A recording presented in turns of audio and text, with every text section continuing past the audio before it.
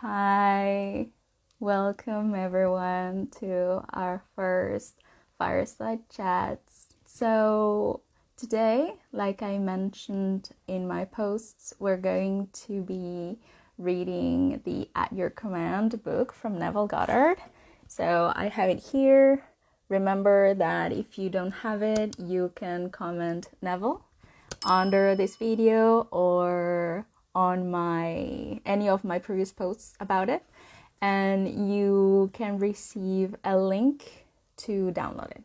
So just comment Neville and I will send that to you.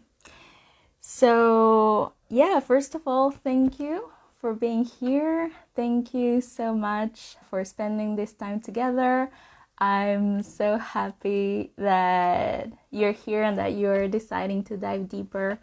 And that is my intention for these fireside chats, is that we dive deeper into Neville Goddard's work and that these conversations will deepen our understanding and knowing of who we truly are, and also elevate our mastery as manifestors. So I'm really happy to share this moment with you.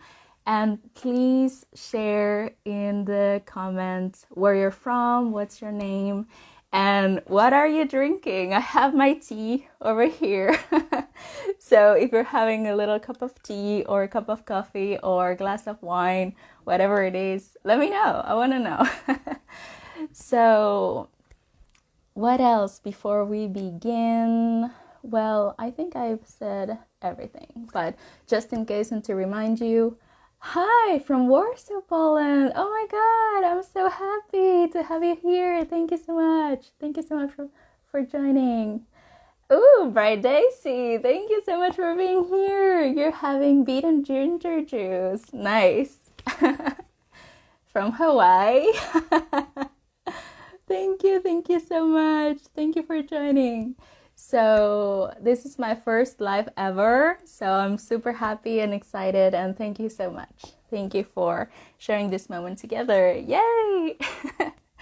So yeah, like I mentioned in my post, we're going to go through Neville's work chronologically because he had an evolution as he was teaching. Like, he taught the love assumption and the promise as well for 30 years. So he evolved, as we all do. And so I feel like it is a nice thing to read his work chronologically, both his books and his lectures, because we can appreciate this evolution and we can, it's like a little journey that we go with him. So yeah, that's what I would like to share with you. And I feel like every time I read something from Neville, it's really life-changing. So I really feel like this is so beneficial and really life-changing in many, many ways. Not only for the things that you get to manifest and the life that you get to live, but also the differences in the way you are and how you feel. So yeah.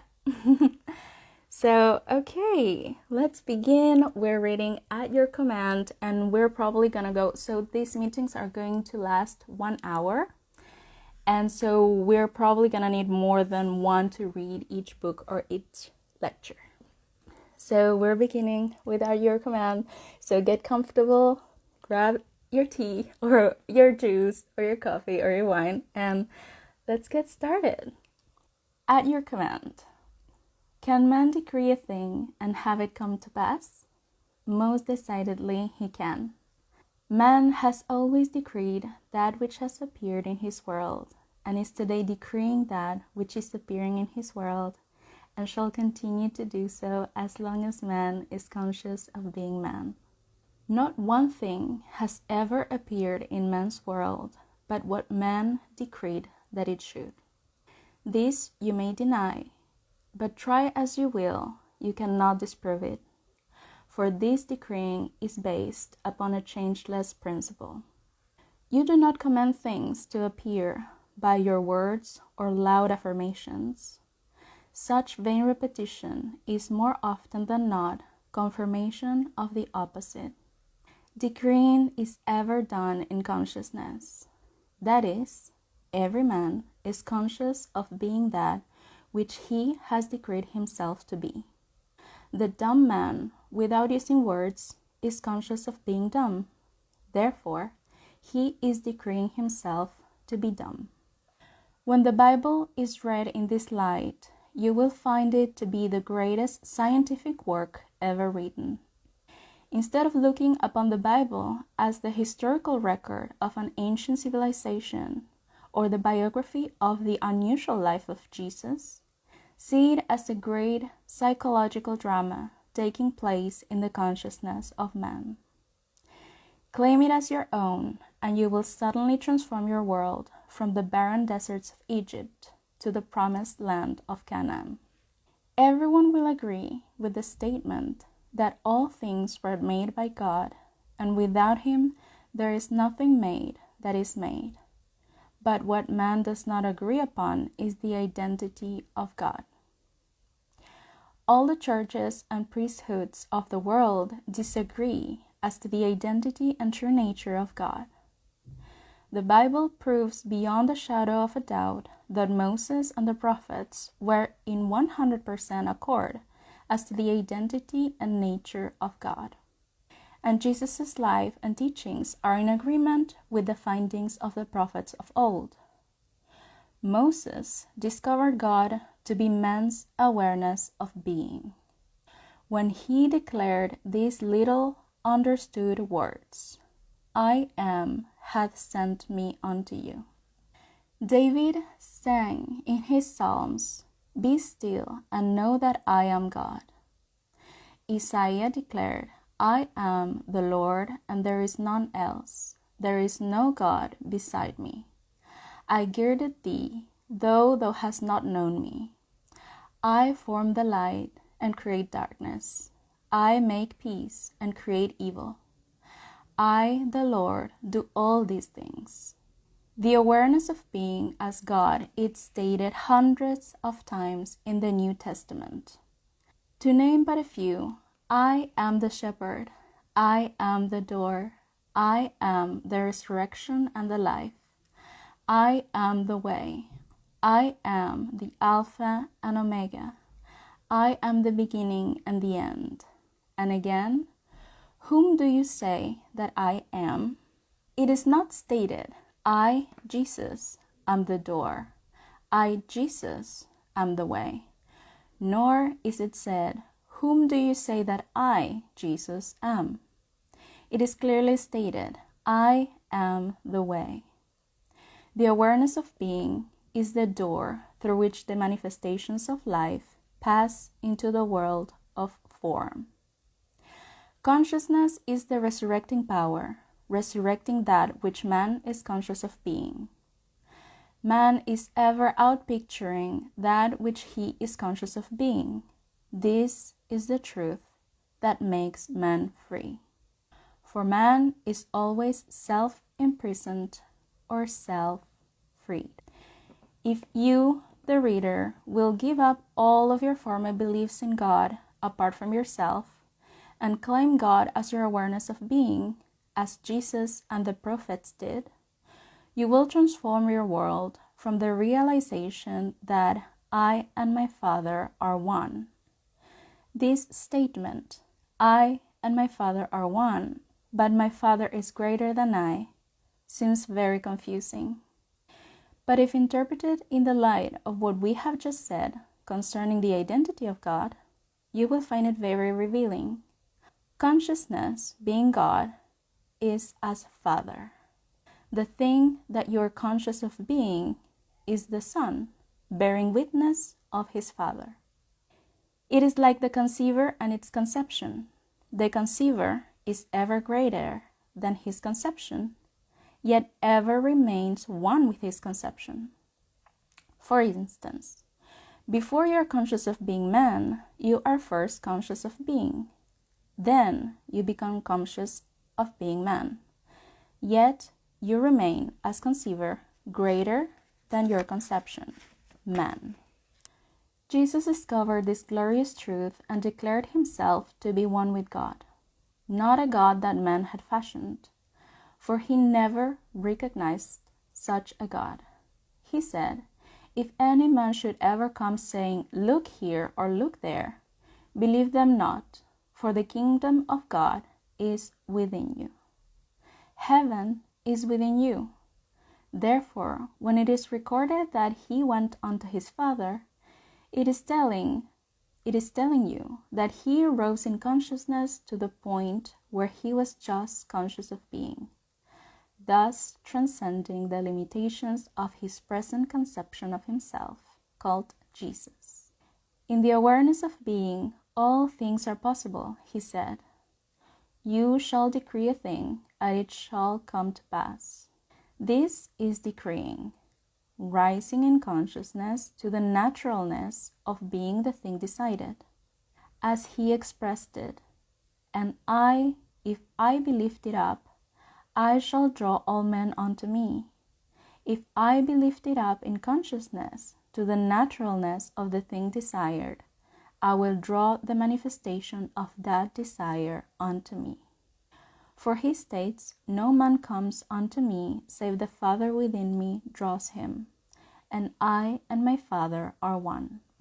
Therefore, consciousness is the Father that is drawing the manifestations of life unto you.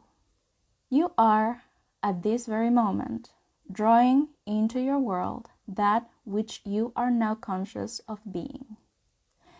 Now you can see what is meant by "you must be born again." If you are dissatisfied with your present expression in life, the only way to change it is to take your attention away from that which seems so real to you and rise in consciousness to that which you desire to be. You cannot serve two masters. Therefore, to take your attention from one state of consciousness and place it upon another is to die to one and live to the other. The question, "Whom do you say that I am?" is not addressed to a man called Peter by one called Jesus. This is the eternal question addressed to one's self by one's true being. In other words, whom do you say that you are? For your conviction of yourself, your opinion of yourself, will determine your expression in life. He states, "You believe in God, believe also in me." In other words, it is the me within you that is this God.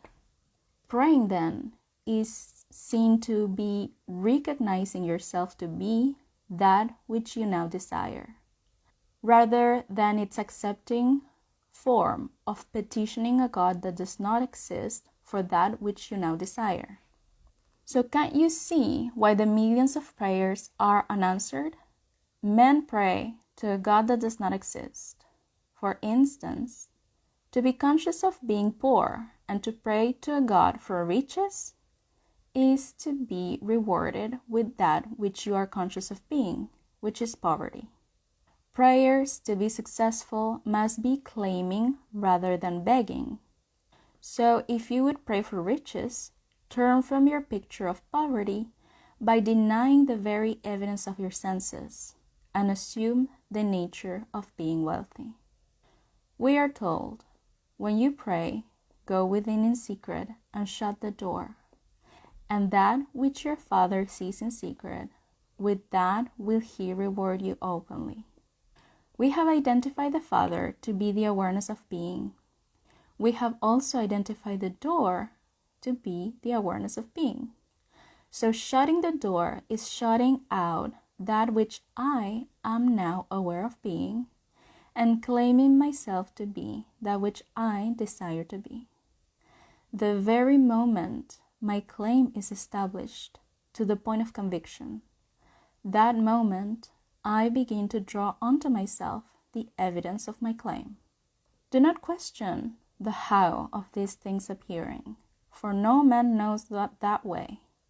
That is, no manifestation knows how the things desired will appear. Consciousness is the way or door through which things appear. He said, "I am the way." Not I, John Smith, am the way, but I am. the awareness of being, is the way through which the things shall come. The signs always follow, they never precede. Things have no reality other than in consciousness. Therefore, get the consciousness first, and the thing is compelled to appear. You are told, seek ye first the kingdom of heaven, and all things shall be added unto you. Get first the consciousness of the things that you are seeking, and leave the things alone. This is what is meant by you shall decree a thing, and it shall come to pass. Apply this principle, and you will know what it is to prove me and see. The story of Mary is the story of every man. Mary was not a woman giving birth in some miraculous way to one called Jesus. Mary is the awareness of being that ever remains virgin, no matter how many desires it gives birth to. Right now, look upon yourself as this Virgin Mary, being impregnated by yourself through the medium of desire, becoming one with your desire to the point of embodying or giving birth to your desire. For instance, it is said of Mary, whom you now know to be yourself, that she know not a man, yet she conceived. That is, you, John Smith, have no reason to believe that which you now desire is possible. But having discovered your awareness of being to be God, you make this awareness your husband, and conceive a man-child, manifestation, of the Lord. For thy Maker is thine husband, the Lord of hosts is his name. The Lord God of the whole earth shall he be called. Your ideal or ambition is this conception, the first command to her, which is now to yourself, is go tell no man. That is, do not discuss your ambitions or desires with another, for the other will only echo your present fears. Secrecy is the first law to be observed in realizing your desire. The second, as we are told in the story of Mary, is to magnify the Lord. We have identified the Lord as your awareness of being. Therefore, to magnify the Lord is to revalue or expand one's present conception of oneself to the point where this revaluation becomes natural. When this naturalness is attained, you give birth by becoming that which you are one with in consciousness. The story of creation is given us in digest form in the first chapter of John. In the beginning was the Word. Now, this very second is the beginning spoken of. It is the beginning of an urge, a desire. The Word is the desire swimming around in your consciousness, seeking embodiment. The urge of itself has no reality, for I am, or the awareness of being, is the only reality. Things live only as long as I am aware of being them. So to realize one's desire, the second line of this first verse of John must be applied. That is, and the Word was with God. The word or desire must be fixed or united with consciousness to give it reality. The awareness becomes aware of being the thing desired, thereby nailing itself upon the form or conception and giving life unto its conception, or resurrecting that which was heretofore a dead or unfulfilled desire. Two shall agree as touching anything, and it shall be established on earth. This agreement is never made between two persons. It is between the awareness and the thing desired. You are now conscious of being. So you are actually saying to yourself, without using words, I am. Now, if it is a state of health that you are desirous of attaining, before you have any evidence of health in your world, you begin to feel yourself to be healthy. And the very second the feeling I am healthy is attained, the two have agreed. That is, I am and health have agreed to be one, and this agreement ever results in the birth of a child, which is the thing agreed upon, in this case, health. And because I made the agreement, I express the thing agreed. So you can see why Moses stated, I am hath sent me. For what being other than I am could send you into expression? None. For I am the way. Beside me there is no other. If you take the wings of the morning and fly into the uttermost parts of the world, or if you make your bed in hell, you will still be aware of being. You are ever sent into expression by your own awareness, and your expression is ever that which you are aware of being. Again, Moses stated, I am that I am. Now, here is something to always bear in mind. You cannot put new wine in old bottles or new patches upon old garments. That is, you cannot take with you into the new consciousness any part of the old man. All of your present beliefs, fears, and limitations are weights that bind you to your present level of consciousness. If you would transcend this level, you must leave behind all that is now your present self or conception of yourself. To do this, you take your attention away from all that is now your problem or limitation and dwell upon just being. That is, you say silently but feelingly to yourself, I am. Do not condition this awareness as yet. Just declare yourself to be, and continue to do so until you are lost in the feeling of just being, faceless and formless. When this expansion of consciousness is attained, then within this formless deep of yourself, give form to the new conception by feeling yourself to be that which you desire to be. You will find within this deep of yourself all things to be divinely possible. Everything in the world which you can conceive of being is to you, within this present formless awareness, a most natural attainment. The invitation given us in the scripture is to be absent from the body and be present within the Lord. The body being your former conception of yourself, and the Lord your awareness of being. This is what is meant when Jesus said to Nicodemus, Ye must be born again, for except ye be born again, ye cannot enter the kingdom of heaven. That is, except you leave behind you your present conception of yourself and assume the nature of the new birth, you will continue to outpicture your present limitations. The only way to change your expressions of life is to change your consciousness. For consciousness is the reality that eternally solidifies itself in the things round about you. Man's world, in its every detail, is his consciousness outpictured. You can no more change your environment or world by destroying things than you can your reflection by destroying the mirror. Your environment and all within it reflects that which you are in consciousness. As long as you continue to be that in consciousness, so long will you continue to outpicture it in your world. Knowing this, begin to revalue yourself. Man has placed too little value upon himself.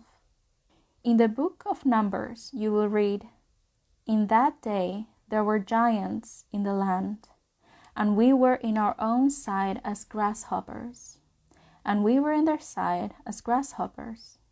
This does not mean a time in the dim past when man had the stature of giants. Today is the day, the eternal now, when conditions round about you have attained the appearance of giants, such as unemployed, the armies of your enemy, your problems, and all things that seem to threaten you.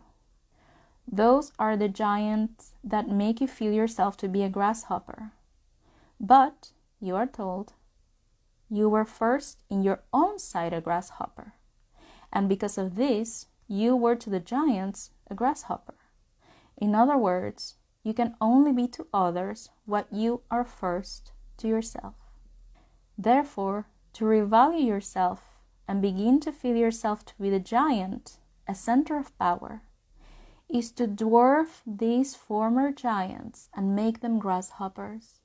All the inhabitants of the earth are as nothing, and he doeth according to his will in the armies of heaven and among all the inhabitants of the earth.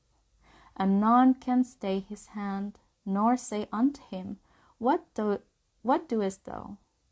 This being spoken of is not the orthodox God sitting in space, but the one and only God, the everlasting Father, your awareness of being. So awake to the power that you are, not as man, but as your true self, a faceless, formless awareness, and free yourself from your self-imposed prison. I am the good shepherd, and know my sheep, and am known of mine. My sheep hear my voice, and I know them, and they will follow me. Awareness is the good shepherd. What I am aware of being is the sheep that follow me. So good a shepherd is your awareness that it has never lost one of the sheep that you are aware of being. I am a voice calling in the wilderness of human confusion for such as I am aware of being, and never shall there come a time when that which I am convinced that I am shall fail to find me. I am is an open door for all that I am to enter. Your awareness of being is Lord and Shepherd of your life. So, the Lord is my shepherd, I shall not want, is seen in its true light now to be your consciousness.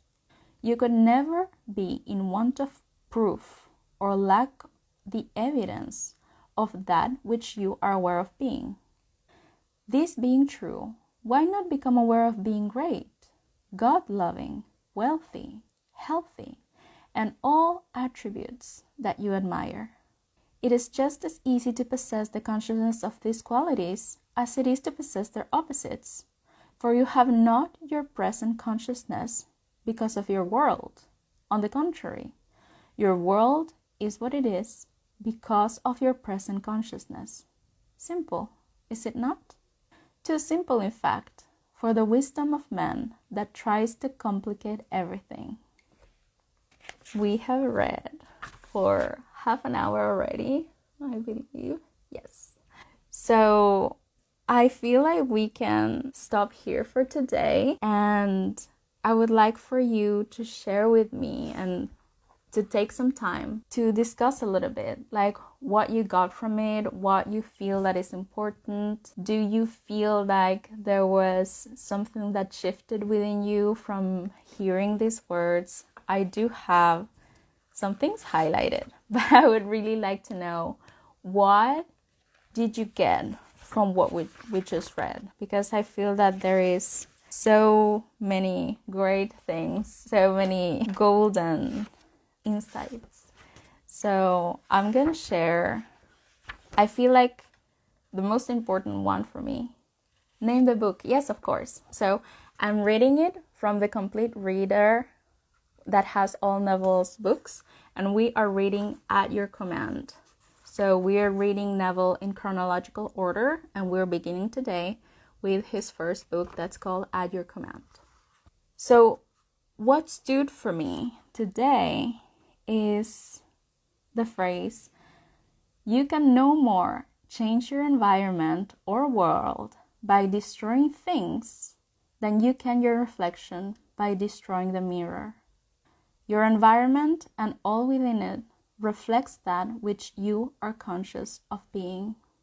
So I really like this because and it also has to do with he said in the last part that I read, that we do not have the beliefs. Show the title. Sure. This is the book, The Complete Reader. It has all these books from Neville, and the title of this particular book that we're reading is At Your Command. And what it says towards the end of what I read is, we do not have the consciousness of being the way we are because of our circumstances, but rather our circumstances are that way because of our awareness of being, because of who we believe we are. And I love it when he says, you cannot change the reflection by destroying the mirror. You have to change yourself, and the mirror will automatically change. Will automatically change and show you an image in accordance with what you are presenting to it.